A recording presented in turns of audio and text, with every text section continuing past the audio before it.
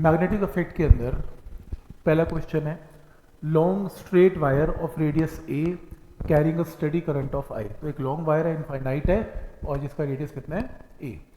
Current is uniformly distributed across its area of cross section. तो ratio of magnetic field कहाँ पे, at a distance of a by two and at a distance of two a क्या होगा। तो ये question है, मतलब अगर आपके पास एक लॉन्ग स्ट्रेट वायर है कुछ इस तरीके से, जिसका रेडियस क्या है ए, एक बार तुम्हें मैग्नेटिक फील्ड इसके अंदर निकालना है ए बाई टू पे, और एक बार तुम्हें बाहर निकालना है टू ए पे। तो ये एम्पियर सर्किट लॉ की एप्लीकेशन है।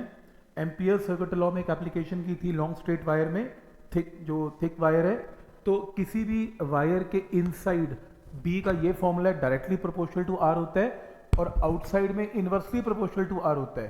तो ये बस यही याद होना चाहिए, फॉर्मूले की जरूरत नहीं है। Directly proportional to small R है और inversely proportional to small R है, ऐसे। तो इनसाइड में आर को ए बाई टू पुट करना है और आउटसाइड में आर को टू ए पुट करना है। तो दोनों की बी की वैल्यू निकालनी है और दोनों को डिवाइड कर देना, आपके पास आंसर आएगा। फर्स्ट पार्ट है। दूसरा, diamagnetic substance exhibit magnetism. Diamagnetic substance magnetism तब शो करता है जब वो एक्सटर्नल मैग्नेटिक फील्ड में होता है। तो आंसर यस है। उसमें ये नहीं कहा कि एक्सटर्नल फील्ड है कि नहीं, पर हमें मालूम है कि डायमैग्नेटिक सब्सटेंस जब एक्सटर्नल मैग्नेटिक फील्ड में होगा तो वो मैग्नेटिज्म शो करता है। तो आंसर ट्रू है। नेक्स्ट है, diamagnetic material do not have permanent magnetic dipole moment. बिल्कुल सही है, इनका अपना डायपोल मोमेंट नहीं होता, ये एब्सोल्युटली करेक्ट है। तो इसका आंसर है कि दोनों इंडिपेंडेंट है, लेकिन दोनों ट्रू हैं, सही बोल रहे हैं। नेक्स्ट है, explain how galvanometer is converted into ammeter. ये तो बिल्कुल थ्योरी का क्वेश्चन है स्ट्रेट। तो गैल्वेनोमीटर एमीटर में कन्वर्ट करने के लिए क्या लगानी पड़ती है, शंट लगानी पड़ती है, उसको एक्सप्लेन करना है। नेक्स्ट है,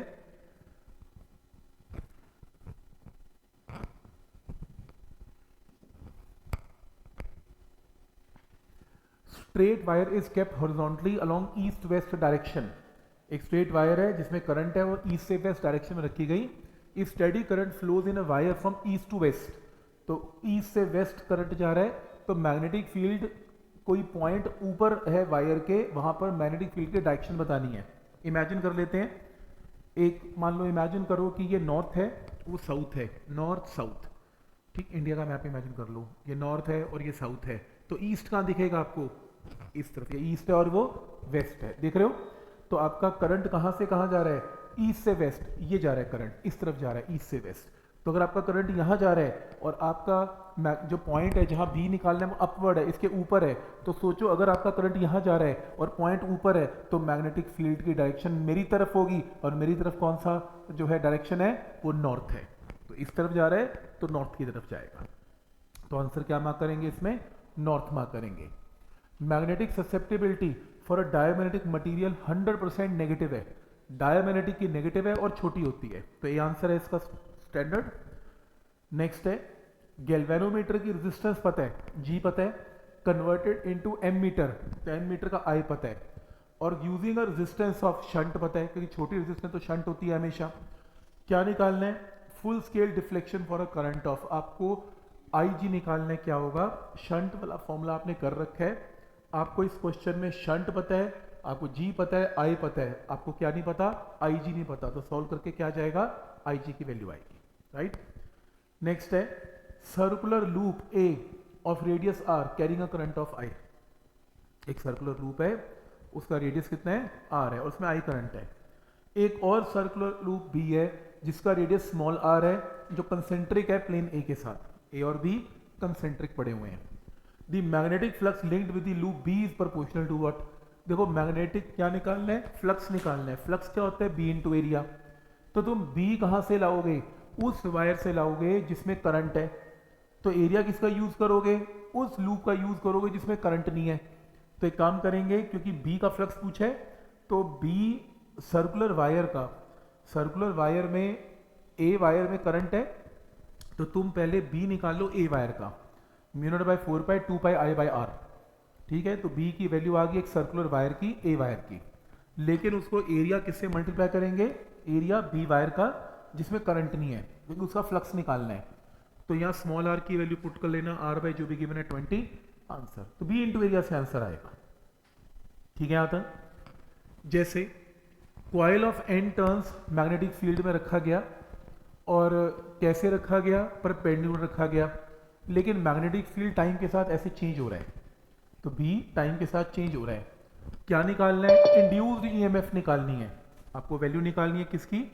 इंड्यूस्ड ईएमएफ की वैल्यू निकालनी है। इसमें क्या होगी, ये क्वेश्चन है। ठीक, अब पहली बात ये कि अगर आपको इसमें इंड्यूस्ड ईएमएफ की वैल्यू निकालनी है, ठीक, अगर आपको इसमें इंड्यूस्ड ईएमएफ की वैल्यू निकालनी है तो बी आपको गिवन है, तो इंड्यूस्ड ईएमएफ होता क्या है? D phi by D T. देखो ये क्वेश्चन मैग्नेटिक फील्ड का नहीं, इंड्यूस्ड ईएमएफ का है, तो इंड्यूस्ड ईएमएफ में जो वैल्यू होती है वो क्या होती है? D phi by D T. D phi by D T के अंदर हम जब करते हैं तो minus N A D V by D T, ये फॉर्मूला हमने कर रखा है, rate of change of Faraday's law, D phi by D T को मॉडिफाई करके नंबर ऑफ टर्म्स मल्टीप्लाई करके D V by D T. B की value तुम्हें गिवन है B naught cos omega T, इसको डिफ्रेंशिएट करके आंसर साइन में आएगा। उसने कहा कि मुझे ईएमएफ मैक्सिमम चाहिए, मैक्सिमम टर्म करने के लिए साइन थीटा की वैल्यू प्लस माइनस वन चाहिए। मैथ्स में ये प्लस माइनस वन कब होता है? जब 2n minus one into pi by two होता है। तो यहां से सॉल्व करके टाइम आ गया। ये क्वेश्चन सीबीएसई वालों से गलत डला, इसलिए आपको कोई ऑप्शन मिलेगा नहीं इसमें, पर ऐसे करके इसका आंसर आपको निकालना पड़ेगा। थोड़ा सा ट्रिकी रहेगा, डालना नहीं चाहिए, क्योंकि मेडिकल का स्टूडेंट भी साथ बैठा है जिसको थोड़ा सा मुश्किल हो सकता है उसके लिए, पर हाँ नॉन मेडिकल वालों को पता है इनको कैसे करना है। ठीक, तो क्वेश्चन है, एक सर्कुलर लूप है आपके सामने है, और इसमें 10 सेंटीमीटर का रेडियस है और इसमें करंट है। अगर इसमें करंट है तो अपने सेंटर पे बी लगाएगा, तो 4 फिंगर को घुमाओ, बी कैसे आएगा? बोर्ड के इनसाइड आएगा। वो क्वेश्चन में कह रहा है कि इस वायर में बताओ कितना करंट पास करें आई, ताकि नेट बी की वैल्यू यहाँ पर 0 हो जाए। पहली बात तो यहाँ पर बी इनसाइड है, इसमें करंट ऐसे होना चाहिए मेरी तरफ, ताकि ये अपना बी कैसे प्रोड्यूस करे? आउटसाइड, ताकि बी इनसाइड और आउटसाइड आपस में कैंसिल करके नेट फील्ड क्या जाए? 0, क्योंकि वो ये चाहता है कि नेट फील्ड क्या जाए? 0। तो इसका मतलब सर्कुलर लूप का और स्ट्रेट वायर का बी आपस में इक्वेट कर देना, सर्कल का लूप का बी लगा लेना, स्ट्रेट वायर का लगा लेना, दोनों के मैग्नीट्यूड को इक्वेट करके आपके स्ट्रेट वायर का करंट की वैल्यू आ जाएगी, आंसर आ जाएगा। तो आइडिया समझ में आ रहा है कि कैसे करना है इसमें? जैसे एक पार्टिकल है जिसका मास m है और चार्ज q है, और वो पार्टिकल इस वेलोसिटी वेक्टर से जा रहा है, this is the value of velocity vector. ठीक, अब velocity vector X Y plane में है, मैग्नेटिक फील्ड एक्स एक्सिस में है, पार्टिकल कैसे मूव करेगा? हेलिक्स में। क्यों? क्योंकि ये 90 डिग्री पे नहीं है। तुम इसका डॉट प्रोडक्ट लेके देख लो, b और v 90 पे नहीं आएंगे, आंसर 0 नहीं आएगा डॉट प्रोडक्ट का। दिख भी रहा है वेलोसिटी एक्स वाई प्लेन में है, मैग्नेटिक फील्ड एक्स में है, इनमें एंगल 90 नहीं बन रहा, और अगर 90 नहीं बन रहा वेलोसिटी और बी में, तो आपका जो पार्टिकल है कैसे मूव करेगा? इन हेलिकल पाथ, तो आंसर हेलिक्स मार्क कर देना। ठीक, नेक्स्ट है, आपके पास 2 वायर्स हैं, एक 3 एम्पियर करंट है, एक 5 एम्पियर करंट है, ये गिवन है। आपको P1 P2 के कोऑर्डिनेट्स गिवन है, आपको फील्ड बताना है, बी की वैल्यू बतानी है P1 पे क्या होगी। अब P1 पे बी कैसे निकलेगा? इसमें करंट राइट है, तो थंब राइट की तरफ, इसका बी कहाँ होगा? आउटसाइड। तो इनफाइनाइट वायर का ये डिस्टेंस आप निकाल लेना, कोऑर्डिनेट से 2 मीटर आएगा, तो इनफाइनाइट वायर का P1 पॉइंट पर बी की वैल्यू कैलकुलेट कर लेना। फिर 5 एम्पियर करंट है, ये भी कैसे लगाएगा? बोर्ड के इनसाइड लगाएगा। ये कैसे लगाएगा? आउटसाइड लगाएगा। ये कैसे लगाएगा? इनसाइड लगाएगा। बड़ी में से छोटी वैल्यू को क्या कर देना? Minus answer. सिमिलरली P2 पे काम करना। ठीक, तो नेक्स्ट है, 2 long straight parallel conductors A and B, 2 wires हैं A एंड B, और इनके बीच में डिस्टेंस कितना है? स्मॉल r है, डिस्टेंस स्मॉल r है, carrying a current of I in opposite direction, तो करंट ऑपोजिट डायरेक्शन में है। Third identical conductor C r/3 distance पे रख दिया, carrying current I1 in same direction of A के साथ सेम डायरेक्शन में। तो आपको ये बताना है magnitude of magnetic force per unit length. अब ये हमने किया हुआ है कि अगर आपके पास ये डायग्राम बने कि ये I है और ये I है, carrying current in opposite direction, और एक थर्ड वायर है at a distance of r/3 carrying current in same direction as that of A, तो ये डायग्राम बनेगा। इसके ऊपर नेट फोर्स निकालनी है, फोर्स नहीं, फोर्स पर यूनिट लेंथ निकालनी है। फोर्स पर यूनिट लेंथ का फॉर्मूला ही गलत लिखा हुआ है, फॉर्मूला होता है μ0/4/2I1I2/r। 2I1I2/R होता है फोर्स पर यूनिट लेंथ का फॉर्मूला। इसके अंदर ये और ये current are carrying in same direction, तो ये वायर इस वायर को अपनी तरफ क्या करेगी, अट्रैक्ट, और ये करंट इन ऑपोजिट डायरेक्शन, तो ये वायर इसे क्या करेगी, रिपेल। तो ये वायर इसे अट्रैक्ट करेगी, ये वायर इसे रिपेल करेगी, तो नेट फोर्स दोनों की दोनों कहाँ आएंगी, टुवर्ड्स लेफ्ट, और दोनों आपस में ऐड हो जाएंगी। तो तुम इस पे लगा लेना mu naught by 4 pi 2I into I1/R/3, इस पे लगा देना mu naught by 4 pi 2I1 into I/2R/3, और दोनों फोर्सेस लेफ्ट की तरफ हैं, दोनों को ऐड करके आंसर निकाल देना। ठीक, नेक्स्ट है, आपको क्वेश्चन में गिवन है कि एक वायर है, एक्स एक्सिस के अलॉन्ग एक वायर है जिसमें I अमाउंट ऑफ करंट है, एक चार्ज पार्टिकल है, एक चार्ज पार्टिकल V0J मतलब ऊपर की तरफ मूव करता हुआ जा रहा है, ऐसे मूव करता हुआ जा रहा है with the velocity of v। आपको फोर्स बतानी है क्या है। रूल नंबर 1, इसमें करंट राइट है, ये करंट यहां पर B लगाएगा, कैसे, आउटवर्ड, बोर्ड के बाहर लगाएगा, तो ये वेलोसिटी और B में एंगल क्या बनेगा, 90, तो फोर्स की वैल्यू क्या बनेगी, BQV sin 90, तो फोर्स इज BQV sin 90। अब डायरेक्शन क्या होगी फोर्स की, फ्लेमिंग का लेफ्ट हैंड रूल, B कैसे आ रहा है, बोर्ड के बाहर, वेलोसिटी कैसे है, चार्ज पार्टिकल की ऊपर, तो फोर्स कहां पर आएगी, टुवर्ड्स राइट। तो फ्लेमिंग का रूल लगा के आपको डायरेक्शन बतानी है फोर्स की, और वैल्यू तो पता ही है BQV sin 90 है, और B की वैल्यू का फॉर्मूला इनफाइनाइट वायर का लगेगा mu naught by 4 pi 2I/R। तो आइडिया समझ में आ रहा है यहाँ तक, इनफाइनाइट वायर का B लगा के BQV sin 90 से आपकी वैल्यू आएगी। और मैंने कीज नोट की है, फ्लेमिंग के लेफ्ट हैंड रूल को तो बहुत यूज करवा रहा है इसमें, तो वो तो डायरेक्शन पूछेगा ही पूछेगा इसमें। तो इसमें नेक्स्ट जो है, जो प्रॉब्लम है उसमें ये मेंशन्ड है, 2 long parallel wires kept 2 metre apart, 2 metre apart है, carrying 3 ampere current each in same direction, तो करंट सेम डायरेक्शन में, और आपको डिस्टेंस भी इनके बीच में पता है। The force per unit length इनके बीच में क्या होगी, पहली बात तो they are carrying current in same direction, तो they will attract each other, तो आंसर जो है इन सेम डायरेक्शन है, तो अट्रैक्टिव में से आंसर होगा, रिपल्सिव नहीं हो सकता। और फोर्स पर यूनिट लेंथ का फॉर्मूला हमें पता है, mu naught by 4 pi 2I1I2/R, निकाल के आंसर निकाल देना। ठीक है, तो पॉइंट समझ में आ रहा है यहाँ तक कि क्या इसमें रूल है। नेक्स्ट है, इसमें विच of the following has a permeability less than that of a free space. अब फ्री स्पेस की परमिएबिलिटी से कम परमिएबिलिटी आपको बतानी है क्या होगी। देखो पहली बात तो वो सारे के सारे पैरा और फेरो की कैटेगरी के हैं, सिर्फ एक डाया है, डाया ही एक ऐसी चीज है जिसका काई क्या होता है, नेगेटिव, तो आपको कॉपर मार्क करना है नेगेटिव, और वैसे भी ऑड मैन आउट ही है, इसी का नेगेटिव, बाकी तो सब पॉजिटिव भी है वैसे भी। ठीक, नेक्स्ट है square shaped side, square 10 by 10 का स्क्वायर है और 100 टर्न्स है, perpendicular to the magnetic field है which is increasing at a rate of, क्या गिवन है, dB/dt। इंड्यूस ईएमएफ की वैल्यू बतानी है, एरिया दे रहा है, एन दे रहा है, और dB/dt दे रहा है। अभी हमने किया था फैराडेज लॉ से, ईएमएफ की वैल्यू क्या थी, NA इंटू dB/dt, क्योंकि d∅/dt होता है, फाई का मतलब number of turns into B into area, number of turns और एरिया बाहर आ गया, क्या बचा, dB/dt, तुम्हें n दे रहा है, a दे रहा है, और dB/dt भी दे रहा है आंसर। जैसे एजर्शन है,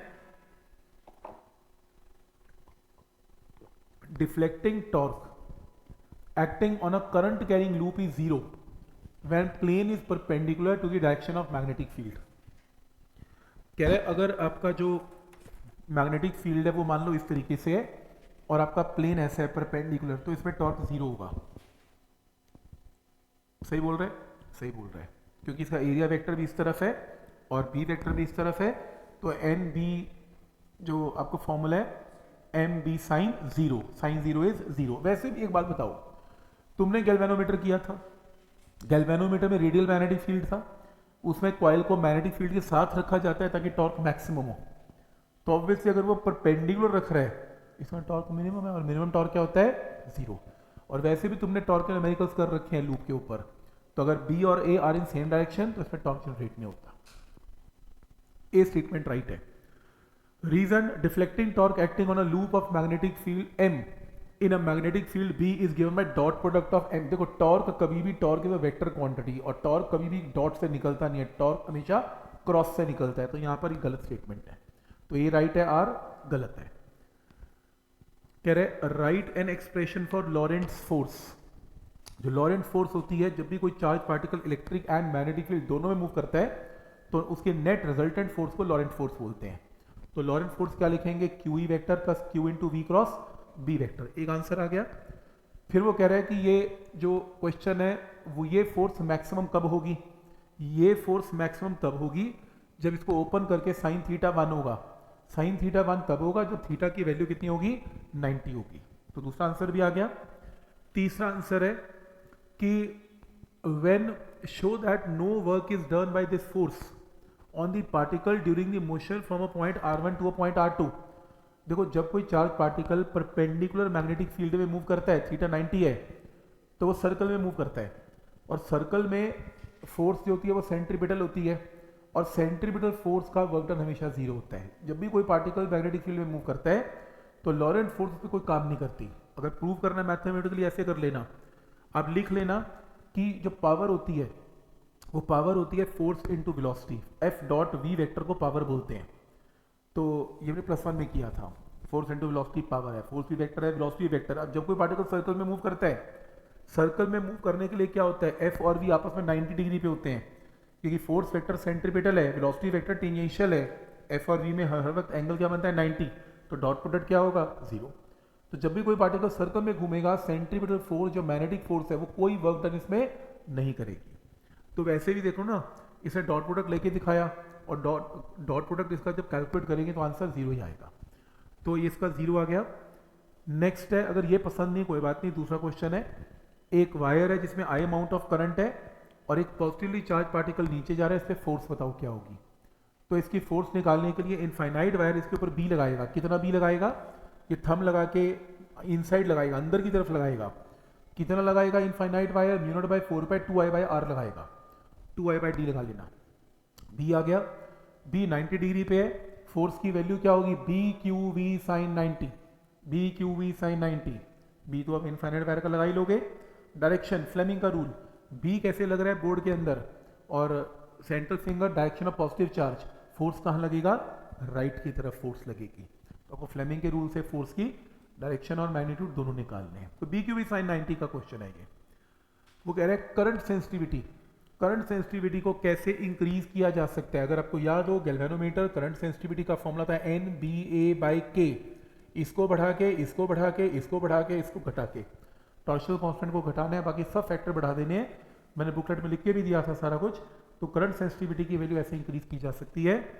नेक्स्ट है, galvanometer shows full scale deflection for a current of IG। Galvanometer का करंट दे रहा है, कह रहा है रेजिस्टेंस R1 है, अगर उसे वोल्टमीटर बनाना है of range V, resistance R2 है, अगर उसे वोल्टमीटर बनाना है ऑफ रेंज 2V, तो गैल्वेनोमीटर की रेजिस्टेंस निकाल लो। 2 बार क्वेश्चन सॉल्व करो।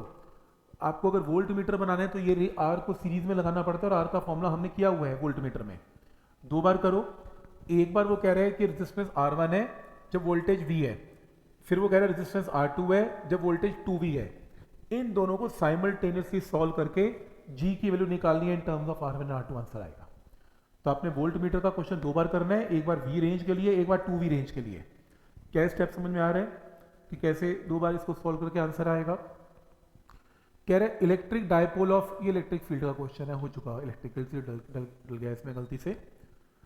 Horizontal thin long parallel wires separated by a distance of R। तो R डिस्टेंस है, I करंट है, इन ऑपोजिट डायरेक्शन है। मैग्नेटिक फील्ड निकालना है, मिड पॉइंट पे क्या होगा। देखो ना क्वेश्चन ये है, एक करंट I इधर जा रहा है, एक करंट I इधर जा रहा है, और इनके बीच में डिस्टेंस R है। मिड पॉइंट पे ये डिस्टेंस कितना है, R/2 एंड R/2। तो इसके अंदर करंट ऊपर है तो मैग्नेटिक फील्ड बोर्ड के अंदर है, इसके अंदर इधर है तो मैग्नेटिक फील्ड कैसे है, बोर्ड के अंदर है। मतलब इसकी वजह से भी अंदर है और इसकी वजह से भी इनसाइड ही है। तो 2 इनफाइनाइट वायर के फॉर्मूले लगा लेना, दोनों को ऐड कर लेना, आंसर आ जाएगा इनवर्ड। तो वो अलग बात है कि CBSE वाले इसका ऑप्शन करेक्ट नहीं कर पाए, वो अलग बात है, छोड़ दो उसे। विच of the following can not modify the external magnetic field. External magnetic field को कौन मॉडिफाई नहीं कर पाया, सेमीकंडक्टर सिलिकॉन, क्योंकि सिलिकॉन का तो फर्क ही नहीं पड़ता मैग्नेटिक फील्ड पे, बिल्कुल ऑड मैन आउट है, बाकी तो फिर भी कॉपर डायमैग्नेटिक भी है, पैरामैग्नेटिक भी है, सिलिकॉन इस कैटेगरी में है ही नहीं, उसको कोई फर्क ना पड़ता, तो सिलिकॉन मार्क कर देना। दो रिंग्स हैं, एक इस प्लेन में है और एक इस प्लेन में है, जो इस प्लेन में है और आपको ओ पॉइंट पर नेट बी बताना है, हमने किया भी था ऐसा, नेट मैग्नेटिक फील्ड बताना है। तो जो ये वाला रिंग है इसमें मैग्नेटिक फील्ड सर्कल की वजह से ऊपर है, mu naught by 4 pi 2 pi I by R, और इसकी वजह से कैसे है, इस तरफ है, इस रिंग की वजह से ऊपर है, इस रिंग की वजह से इधर है, ऊपर और इधर आपस में एंगल कितने हैं 90, under root of b1 square plus b2 square इसका नेट आंसर होगा, नेट मैग्नेटिक फील्ड में लगा लेना root b1 square plus b2 square. तो दो सर्कल के फॉर्मूले लगाना, और क्योंकि एक वेक्टर इधर जा रहा है एक वेक्टर इधर जा रहा है, आपस में एंगल 90 बनाएगा, तो नेट मैग्नीट्यूड इसके इक्वल आएगा। नेक्स्ट है, अब वो कह रहे हैं और a long straight conductor kept along x axis, ये देखो ये आपका एक्स एक्सिस है, इसमें करंट मूव कर रहा है आई अलोंग पॉजिटिव एक्स एक्सिस, किसी इंस्टेंट पर a particle of mass m and charge q move with the velocity of v vector along y axis, ये लो एक पार्टिकल m है और चार्ज q है और y एक्सिस के अलोंग मूव कर रहे हैं, magnitude and direction of force on the particle due to conductor, तो कह रहा है ये रहा आपका पार्टिकल x, y, यहां ऐसे मूव कर रहा है with the velocity of v, ठीक है, किसी भी x, y पे वो ऐसे नहीं ऐसे मूव कर रहे हैं, तो आपको बताना है इस पे फोर्स क्या है। देखो ये इनफाइनाइट वायर है, इनफाइनाइट वायर का ये जो डिस्टेंस है वो कितना है y है, y, तो यहाँ पे b का फॉर्मूला इनफाइनाइट वायर की वजह से लगेगा mu naught by 4 pi 2i divided by y। कैसे लगेगा, यहाँ पे करंट कैसे जा रहा है, इस तरफ जा रहा है, तो फील्ड कैसे लगेगा, बोर्ड के बाहर लगेगा, तो फील्ड अगर बोर्ड के बाहर लगेगा वेलोसिटी ऊपर लगेगी, तो इनके बीच में एंगल कितना है 90, b q v साइन 90 लगा लेना, b हमने निकाल लिया। और डायरेक्शन फोर्स की b क्योंकि बाहर की तरफ है, वेलोसिटी क्योंकि पॉजिटिव इधर है, और आपका जो ये वेलोसिटी किसकी, इलेक्ट्रॉन की है क्या, नहीं कुछ नहीं बोला, तो b बाहर की तरफ है, वेलोसिटी इधर है, तो फोर्स कहाँ लगेगी, टुवर्ड्स लेफ्ट लगेगी, फ्लेमिंग का लेफ्ट हैंड। ठीक, तो कैसे समझ में आ रहा है, इजी क्वेश्चन आए हुए हैं, बहुत मुश्किल क्वेश्चन नहीं है मैग्नेटिक के, सिंपल रेंज के क्वेश्चंस हैं। जैसे नेक्स्ट, एक पार्टिकल है जिसका मास m है और चार्ज q है, ये सर्कल में घूम रहा है ना रेडियस ऑफ r, तो जब कोई पार्टिकल मैग्नेटिक फील्ड में सर्कल में घूमता है उसका r का फॉर्मूला क्या होता है mv by B Q, mv by B Q. तब वो कह रहा है कि अगर मैंने मास एंड चार्ज को मैंने 2m और q बाई 2 कर दिया तो रेडियस क्या होगा, तो कुछ भी नहीं करना, radius mv by B Q तो है ही है, अगर तुमने मास को क्या कर दिया, डबल कर दिया, चार्ज को आधा कर दिया, तो पक्की बात है आंसर 4 टाइम्स आएगा। ये कुछ नहीं करना है इसमें, यहाँ देखो मास को डबल कर दिया, चार्ज को हाफ कर दिया, न्यूमिनेटर में 2 आ गया, डिनोमिनेटर में 1/2 आ गया, 2 और 2 4 हो गया, तो आपका आंसर 4 टाइम्स हो जाएगा। नेक्स्ट है, विच of the following pair is that of a paramagnetic material, sodium और कैल्शियम जो है वो पैरामैग्नेटिक मटीरियल है, आपको याद ही करना पड़ेगा, इसका कुछ नहीं कर सकते, सोडियम एंड कैल्शियम। गैल्वेनोमीटर जिसकी रेजिस्टेंस पता है, तो यानी कि कैपिटल G की पता है, इसको वोल्ट मीटर में बनाया, जिसकी रेंज कितनी है 2 वोल्ट है, और हमने कितनी रेजिस्टेंस लगाई 1 किलो ओम की रेजिस्टेंस लगा दी। वो कह रहा है अगर मुझे उसको 10 वोल्ट का बनाना है तो कितनी रेजिस्टेंस लगानी है, क्वेश्चन है। तो इसमें ये फॉर्मूला लगाओ वोल्ट मीटर का, एक बार रेजिस्टेंस की जगह क्या पुट करेंगे 1 और V की जगह क्या पुट करेंगे 2 वोल्ट। तो 2 केस बनाने हैं इसमें आपको, इसी को यूज करना, एक बार रेजिस्टेंस की जगह ये पुट करेंगे किलो ओम है, और V की जगह क्या पुट करेंगे इसमें 2 volt divided by IG minus G, first equation है। दूसरे केस में रेजिस्टेंस की वैल्यू यूज करेंगे R और वोल्टेज की वैल्यू यूज करेंगे 10 बाय IG माइनस G, इन दोनों को सॉल्व करके निकाल लेना R की जो वैल्यू निकाल ली आपने। तो पॉइंट समझ में आ रहा है यहाँ तक, गैल्वेनोमेट्रिक रेजिस्टेंस G भी पता है आपको, इस क्वेश्चन में कितना है 50, मतलब 2 बार ही क्वेश्चन को यूज करना है। सेम क्वेश्चन एमीटर में भी किया था थोड़ी देर पहले, 2 बार केस यूज करवाया था, और सेम क्वेश्चन उसने वोल्ट मीटर में भी कर दिया। ठीक, तो एक जैसे क्वेश्चन आ रहे हैं इसमें, the energy of charge particle moving in a magnetic field do not change. जब एक चार्ज पार्टिकल मैग्नेटिक फील्ड में मूव करता है, मैग्नेटिक फील्ड उसकी सिर्फ डायरेक्शन चेंज कर सकता है, उसकी वेलोसिटी की वैल्यू कभी चेंज नहीं कर सकता। तो इसलिए v के मैग्नीट्यूड में चेंज तो आएगा नहीं, half M V square change नहीं होगा, एनर्जी की वैल्यू चेंज नहीं कर सकता। करेक्ट है, बी ऑप्शन है। It is because work done by magnetic force on the charge moving in a magnetic field is zero. अभी हमने डिस्कस किया था, जब भी कोई चार्ज पार्टिकल सर्कल में घूमता है वर्क डन हमेशा क्या होता है, जीरो। तो दोनों की दोनों स्टेटमेंट करेक्ट है, आप बोल सकते हो, तो दोनों की दोनों करेक्ट स्टेटमेंट के साथ जाएगा। Derive an expression for magnetic force on a straight conductor of length L lying in magnetic field B. BIL sin theta की डेरिवेशन है। हमने डेरिवेशन की हुई है कि एक करंट कैरिंग वायर को मैग्नेटिक फील्ड में रख दो तो फोर्स की वैल्यू क्या होगी, B F is equal to BIL sin theta. तो वेक्टर फॉर्म में हमने किया हुआ है, I into L cross B की डेरिवेशन आपको करनी है, बुकलेट में की हुई है। इलेक्ट्रॉन, तो एक इलेक्ट्रॉन इस वेलोसिटी से मूव कर रहा है जिसके दो कंपोनेंट है, I component and J component, X Y plane में वेलोसिटी वेक्टर है। मैग्नेटिक फील्ड में एंटर करता है, मैग्नेटिक फील्ड किस एक्सिस के लॉन्ग है, जे कैप के लॉन्ग है। पहले मुझे ये बताओ ये पार्टिकल किस में मूव करेगा, इन हेलिक्स, हेलिक्स में मूव करेगा। क्यों, क्योंकि velocity vector X Y plane में है, मैग्नेटिक फील्ड जो है वो वाई प्लेन में है। वैसे भी देखो ना, इनका डॉट प्रोडक्ट लेके देखो, डॉट प्रोडक्ट जीरो नहीं आ रहा, मतलब v is not perpendicular to b vector, velocity और b बिल्कुल भी 90 डिग्री पे नहीं है। तो ऐसे केस में क्या होगा, ऐसे केस में वो 90 डिग्री पे नहीं है, और अगर वो 90 डिग्री पे नहीं है तो हेलिक्स से मूव करेगा। तो पहला पार्ट केस में हेलिक्स से मूव करेगा। नेक्स्ट है, इसके अंदर वो कह रहे हैं रेडियस निकाल लो, क्या होगा हेलिक्स में। देखो एक चीज समझते हैं, अगर मैं इसका डॉट प्रोडक्ट लूं तो आई कैप और जे कैप का डॉट प्रोडक्ट तो जीरो आएगा, मतलब ये वाला वेलोसिटी वेक्टर इसके साथ 90 डिग्री एंगल बनाता है, और जो वेलोसिटी वेक्टर 90 डिग्री एंगल बनाता है बी के साथ, वो वेलोसिटी रिस्पॉन्सिबल है पार्टिकल को घुमाने में इन अ सर्कल। तो आर की वैल्यू इसमें क्या होगी, M V by B Q, लेकिन वेलोसिटी कौन सा यूज करेंगे, एक्स कॉम्पोनेंट। वेलोसिटी का वाई कॉम्पोनेंट यूज नहीं करेंगे, वेलोसिटी का एक्स कॉम्पोनेंट यूज करेंगे। क्लियर है यहां तक, ये स्टेप समझ में आ रहा है। ये हेलिक्स की डेरिवेशन चेक करना, उसमें फॉर्मूला भी करवाया था M V sine theta by B Q, पर करने की जरूरत नहीं ना, ये तो वैसे ही मैं आपको बता रहा हूं कि आपने बस ये देख लेना है कि किसका डॉट प्रोडक्ट जीरो आ रहा है, आई और जे का जीरो आ रहा है। तो इसका मतलब ये जो वेलोसिटी है ये रिस्पॉन्सिबल है इसको सर्कल में घुमाने के लिए, तो सिर्फ ये वेलोसिटी से रेडियस निकालना बस। फिर वो कह रहे हैं कि क्या ये पार्टिकल लीनियर पाथ फॉलो करता है, क्या ये स्ट्रेट भी जाता है, बिल्कुल जाता है, हेलिक्स में गोल भी घूमता है और स्ट्रेट भी जाता है। तो कितना स्ट्रेट गया, क्या निकालना है, पिच, याद है pitch of helix.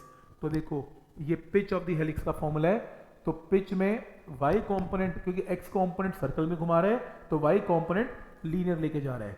Time period क्या होता है, पिच के केस में 2 pi M by B Q into velocity V Y multiply करके आंसर। तो यानी कि हेलिक्स का न्यूमेरिकल भी इंपॉर्टेंट है। और आप कमाल की चीज ये देखो कि डेरिवेशन सिर्फ इक्का दुक्का ही है नहीं, एप्लीकेशन बेस्ड पेपर है, अच्छे से समझ के ही क्लियर होने वाला है, क्लियर नहीं होने वाला पेपर।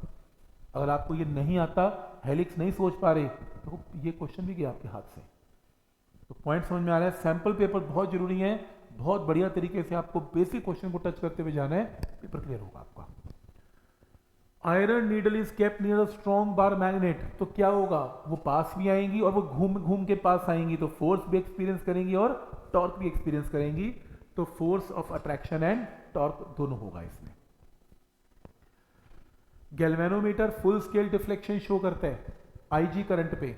शंट की वैल्यू S1 है जब रीडिंग आई है, शंट की वैल्यू S2 है जब रीडिंग 2 आई है। फिर से दो बार केस बनेंगे, तो आपको दोनों की रेशियो निकालनी है।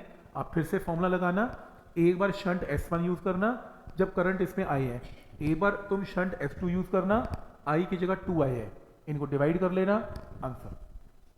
तो बेसिक प्रॉब्लम समझ में आ रही है, एमीटर वोल्ट मीटर की कैसी प्रॉब्लम्स आ रही हैं इसमें, ठीक।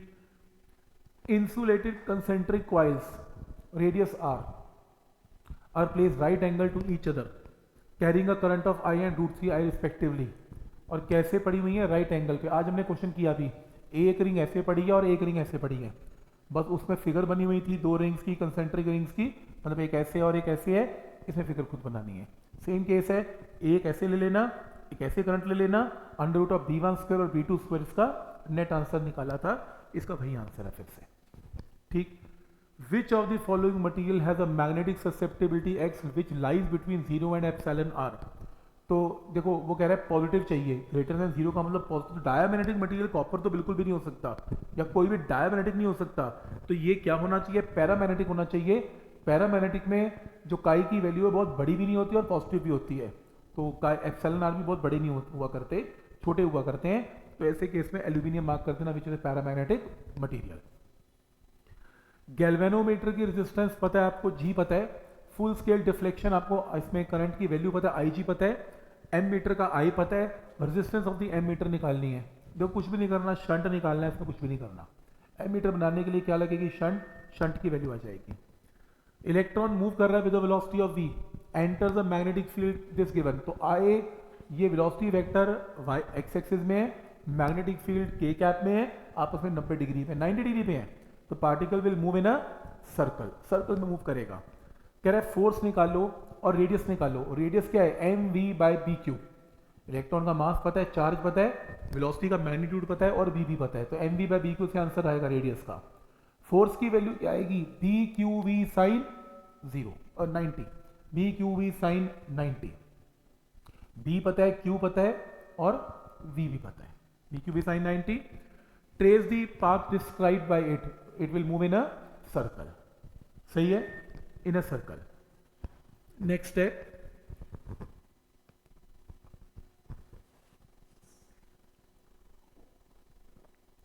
करंट सेंसिटिविटी क्या है ये बताओ, ये क्वेश्चन है। एंड मूविंग कॉइल गैल्वेनोमीटर के अंदर ये क्या है, ये जस्ट तो सिंपल क्वेश्चन है। नेक्स्ट है electron moves along x direction, ये रहा इलेक्ट्रॉन एक्स के अलोंग मूव कर रहा है। मैग्नेटिक फील्ड कहां पर है, magnetic field negative Z direction में है, तो मैग्नेटिक फील्ड बोर्ड के अंदर है। इलेक्ट्रॉन राइट है और मैग्नेटिक फील्ड बोर्ड के अंदर है। अब सोचो ना कि आपका इलेक्ट्रॉन जो है वो कहां पर है, इलेक्ट्रॉन की वैल्यू राइट है, मैग्नेटिक फील्ड बोर्ड के अंदर, अंदर की तरफ ऐसे है। इसमें कह रहा है फोर्स क्या लगेगी, बी क्यू वी साइन 90 लगेगी। एक आंसर। डायरेक्शन क्या होगी फोर्स की, क्योंकि ये इलेक्ट्रॉन है और फ्लेमिंग का रूल किस पे काम करता है, पॉजिटिवली चार्ज पे। इमेजिन कर लो अगर इलेक्ट्रॉन यहां जा रहा है तो पॉजिटिव चार्ज यहां जा रहा है, तो बी कहां पर है, बोर्ड के अंदर, पॉजिटिव चार्ज कहां पर है, इस तरफ है, बी बोर्ड के अंदर, पॉजिटिव चार्ज इधर, फोर्स कहां लगेगी, वर्टिकली डाउनवर्ड्स। क्लियर है यहां तक, कोई डाउट इसमें?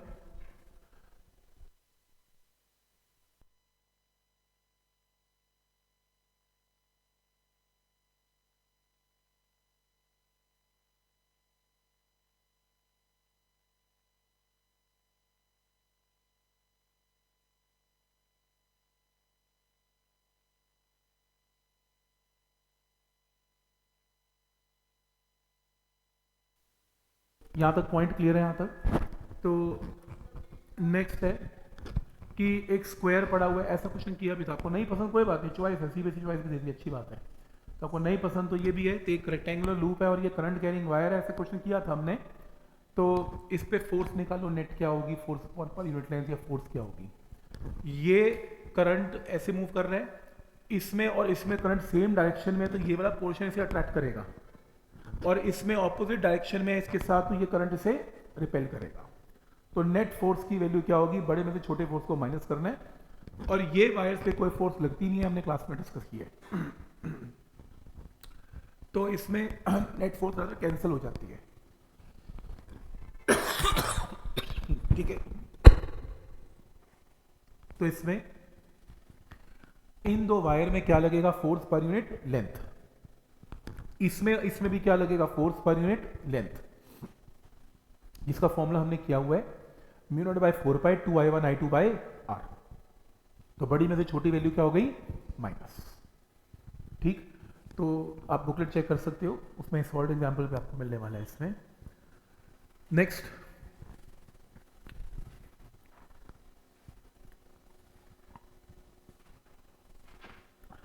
नेक्स्ट है derive an expression for torque acting on electric dipole which is held in a uniform। अच्छा इलेक्ट्रिक फील्ड की प्रॉब्लम है, कैपेसिटर की है, किया हुआ है हमने, ये छोड़ो इसे। तो आई होप यहाँ तक आइडिया समझ में लग रहा है आपको। कोई मुश्किल पेपर नहीं है, बिल्कुल नॉर्मल पेपर है।